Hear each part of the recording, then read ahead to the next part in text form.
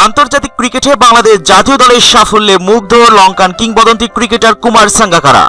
গেল কয়েক বছর টাইগাররা ধারাবাহিকভাবে যে পারফর্ম করে আসছে, সেই ধারায় খুব শীঘ্রই বড় কোনো আন্তর্জাতিক ট্রফি জিতবে টাইগাররা বলে বিশ্বাস করেন লঙ্কান গ্রেট কুমার সাঙ্গাকারা।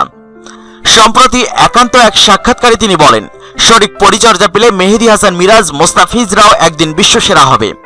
2015 সালের বিশ্বকাপ থেকেই ধারাবাহিকভাবে পারফর্ম করে আসছে বাংলাদেশ জাতীয় ক্রিকেট দল। হয়তো বড় কোনো ট্রফি বা শিরোপা ঘরে তোলা হয়নি, কিন্তু শততম টেস্টে শ্রীলঙ্কার বিপক্ষে জয়, চ্যাম্পিয়ন্স ট্রফির সেমিফাইনাল টেস্টে অস্ট্রেলিয়াকে হারানো, কিংবা সদ্য শেষ হওয়া এশিয়া কাপে ভারতের প্রতিপক্ষ হিসেবে ফাইনাল খেলা, সবই তার ধারাবাহিকতা।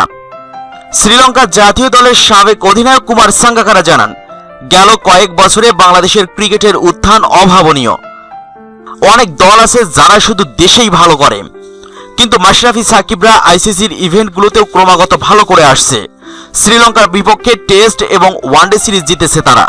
দলের মধ্যে জয়ের মানসিকতা তৈরি হয়েছে, যার ধারাবাহিকতায় গত বছর শেষ হওয়ায় এশিয়া কাপে ফাইনাল খেলেছে তারা ভারতের প্রতিপক্ষ হয়ে।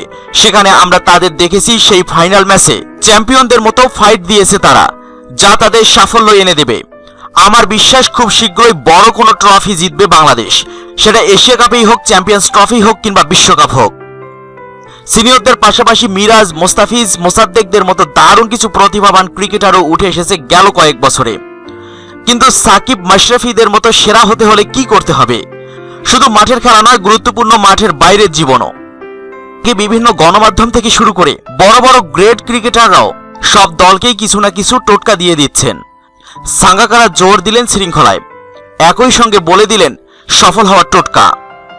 শ্রীলঙ্কা জাতীয় দলের সাবেক অধিনায়ক কুমার সাঙ্গাকারা সম্প্রতি এক অনুষ্ঠানে বিশ্বকাপ নিয়ে তার ভাবনা নিয়ে তিনি জানান, সাকিব কিন্তু একদিনে বিশ্বসেরা হয়নি, সেরা হতে দরকার কঠোর পরিশ্রম এবং অধ্যবসায়।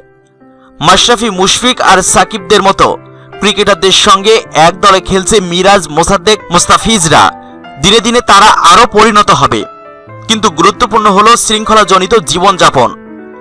মাঠের অনুশীলনের সঙ্গে সমান গুরুত্বপূর্ণ তারা মাঠের বাইরে কি করছে, সেদিকটাতে অবশ্যই নজর দিতে হবে।